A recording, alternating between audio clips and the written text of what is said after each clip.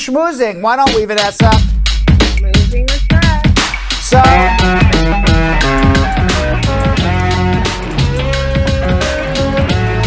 you know, Vanessa, it's Friday. We don't do any pumpkins and any, disaster stories or sad things that are going around the world. At least let's have a few minutes of smiling, right? And enjoy ourselves, right? So here's a nice story. Thanks to some DNA tracing and a father's devotion, one man in China was reunited with his son after 24 years. Apparently, the son was kidnapped when he was 2 years old. And finally, 24 years later on Sunday, the father and son were photographed embracing each other for the first time in 24 years. His son was found living in the same province where he was kidnapped in China decades earlier. Now, China's Ministry of Public Security said the police were able to trace the son's identity and finding him through DNA testing. The Global Times reported 2 suspects who were dating at the time planned to kidnap the child and sell him. The female suspect, named Tang, took Gangtang's son while he was playing outside of his home, and then the son was sold in a neighboring province called Henan. The reunion was broadcast on Chinese state television, during which the mother could be heard crying, my baby,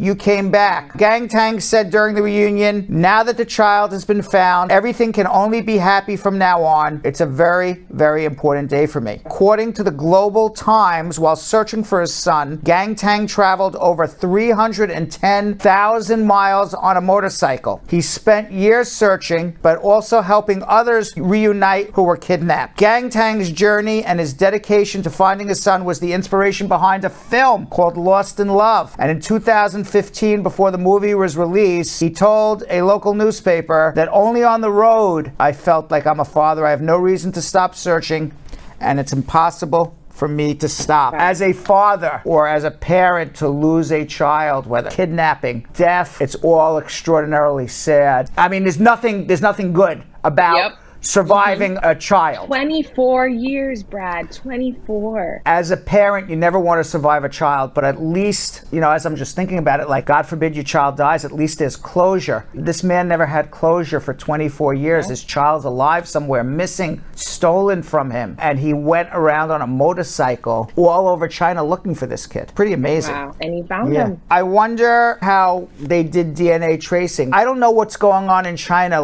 Does the Chinese government have the DNA of every person in China? How would they know to start testing everybody? I know, for example, 23andMe, for example. I did 23andMe, the DNA testing kit where you find out where you come from and who your ancestors are. Where you come from, yes, your ancestors. Right. So I spit in the cup, my daughter spit, my son never did it. And so I know somewhere in the world somebody has my DNA, has my daughter's DNA. It came back, Vanessa, shockingly, interestingly enough. When I did it, I was dating a woman, and she was Caucasian, but it came back that she was 25% African American, and she was completely shocked. She had no idea where this part of her family came from. And I did it, and I said, I wonder what I'm gonna be. I'm thinking maybe I'm 50% Jamaican or more. That's what I'm thinking. I'm thinking they're telling me, I traced my roots right back to the yard or something. But it turns out, shockingly, it came back. They said that I was 99.9% European Jewish. I mean, what a shock that was, right? And I was 0.0001% Eskimo. So I don't know, 500, 600, 700 years ago, some Eskimo must have made it into the village somewhere, and had a relationship with my great grandma or something. And there goes that 0.001%. Yes. Jill is telling me in my ear, I'm sorry, Vanessa, we're going back to the Chinese story now, because she did some sleuthing while we were on the air to find out. Sleuthing while we're schmoozing. Yeah, schmoozing. So what she just told me in my ear was, as she was sleuthing while we were schmoozing, the Chinese government was comparing pictures of people that they had in their database that looked like the father and the mother, and then they were going out and testing for DNA. Oh, so the Chinese government is not testing everybody. Meanwhile, are you a gamer, by the way, Vanessa? I'm not. I mean, I was as a kid on PC. Right. I played a lot of Sims. My gaming goes back to Atari, but I'm really dating myself when I say, my game box. Tetris. Yeah, mine was like Pong. It was like the dong, dong, dong, dong. You know what Microsoft Xbox is, right? When they came out with their Xbox in 2019, everyone said it looked like a refrigerator. So they have now made an Xbox refrigerator. Wow. A refrigerator that looks just like an Xbox. Microsoft is promising that the upcoming Xbox mini refrigerator, it's called the mini fridge, is the world's most powerful mini fridge, which is an obvious play on one of the company's key marketing points for the Xbox Series X console. But Microsoft is taking this joke further, spotlighting the refrigerator's Xbox Velocity cooling architecture. When the Xbox Series X was first announced in 2019, people instantly memed on its boxy shape and compared it to a refrigerator, and they even made one big regular refrigerator that also looks like an Xbox. You gotta really love Xbox to have the Xbox refrigerator. Like really love it. Like really love it. Julian, the TriCast guy, said in my ear that his cousin is getting it. His cousin must be a big gamer. So Julian, tell your cousin I even have better news, what he can fill up his refrigerator with. Besides Groundhog Sam filling up the refrigerator. Kraft Macaroni and Cheese. You like Kraft Macaroni and Cheese, Vanessa? I don't mind it. I like it. Kraft Macaroni and Cheese ice cream. I love mac and cheese. And I love ice cream. I say the same thing to myself. I love macaroni and cheese, and I love ice cream. I'm not sure macaroni and cheese and ice cream go together, though. Is that like a combination you wanna put? Well, have you had cold macaroni and cheese right out of the refrigerator, like really cold? I guess that's what it would be like. I've had really cold, where you were like, I'm so hungry, I'm taking out the leftover mac and cheese out of the refrigerator. I'm not even gonna heat it up. Or have you ever just had like a slice of cheese, like just a cold slice of cheese? Maybe it's good. It might be like that. Now, everybody's in my ear today. Jilly's in my ear saying that the ice cream store that is making it's called Van Leeuwen, is right down the street from her apartment in Brooklyn. So she said she's going to bring it in next week for everybody. Is that what she said? That's what she said. She said we're having an ice cream party. Maybe we'll do it on air when we come back, Jilly. We'll have a Kraft Macaroni and Cheese ice cream party. We'll do a taste test. Kraft Macaroni and Cheese, they teamed up with Brooklyn-based Van Leeuwen Ice Cream to create the limited edition. It was released on Wednesday, July 14th. The ice cream is available at Van Leeuwen ice cream shops in New York, New Jersey, California, and Texas. And it could also be purchased online while scoops last. You know what their Instagram post says? The ice cream you never knew you needed is almost here. I never knew I needed it, but now I'm intrigued. Of course we are. Yeah, I love ice cream, and I love Kraft Macaroni and Cheese. Who doesn't? A restaurant shut down for a day of kindness after customers made one of their staff members cry.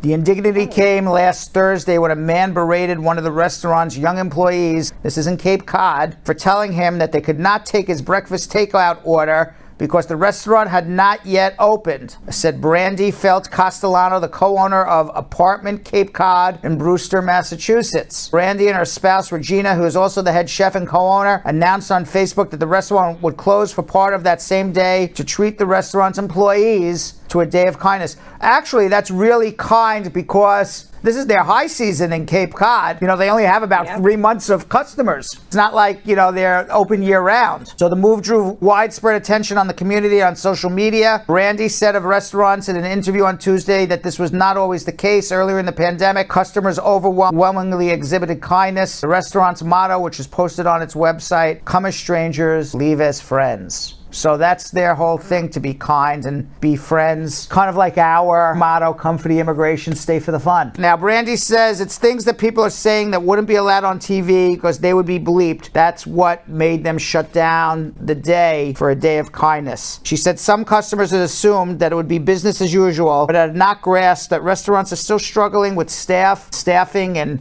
supply issues. So they got to make sure that their restaurant employees are treated well. And if it means shutting down for a day so that they can teach their customers to treat their staff well, and that's what they decided to do. The restaurant's post resonated with many people online who condemned the rude behavior. One commentator wrote, "Having just come out of the last 15 months, you would think people would be grateful just to get a hot meal in a restaurant. I actually think it is extraordinarily rude to be rude to somebody who's serving you.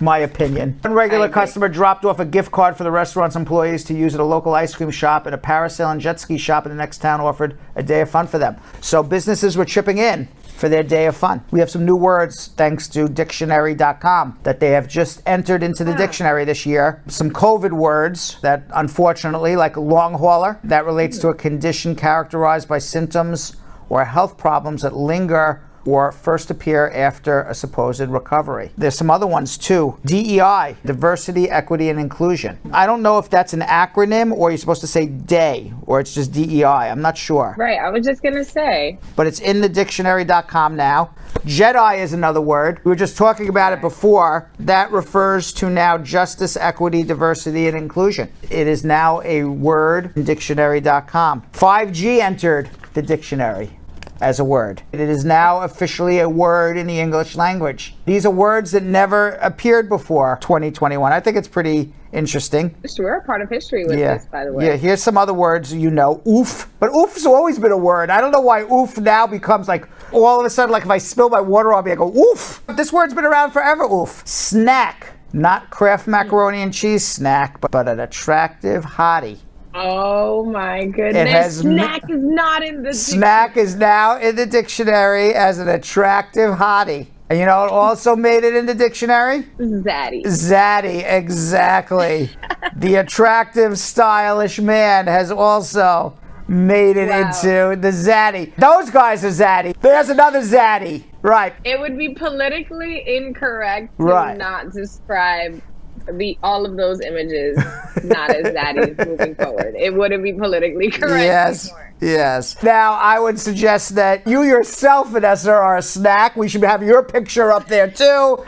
Except since I'm your boss, I don't want you to sue me for sexual harassment. So I take all of that back. I'll take it for the sake of Friday pop-up, okay? I don't think it's appropriate to call your bosses zaddy. Yeah, that's true. We're even now. We are even now. A couple other words here. Y'all made it in. Y''ALL.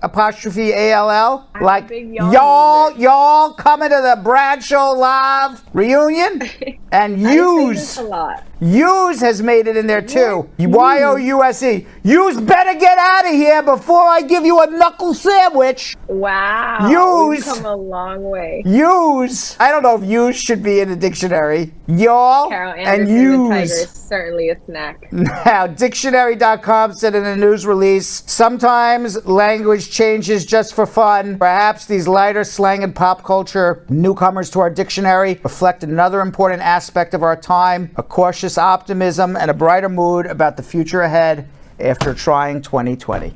All right, well, thank you very much, dictionary.com. Thanks for watching. For more Bradshaw Live, like and subscribe to our YouTube channel.